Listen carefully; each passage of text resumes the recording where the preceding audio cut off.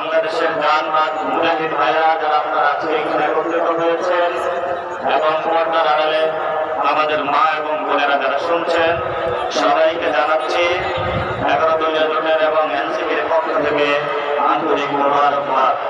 প্রিয় খুলনাবাসী, আজকে শরীরটা অসুস্থ থাকার কারণে হয়তো জোরে কথা বলতে পারবো না, তবে কয়েকটি গুরুত্বপূর্ণ কথা আপনাদের সাথে বলতে চাচ্ছি। প্রথমত, এই স্টেজটা যেটা আছে এটা একটি জনতার সংসদ, সো কল্ড আমাদের যে পার্লামেন্ট রয়েছে, এটা কোনো পার্লামেন্টের কোন সংসদের জায়গা নয়। আমরা এমন একটা জায়গায় রয়েছি যেখানে জনগণ এবং আমাদের পিছনে এখানে 25 জন এমপি রয়েছেন।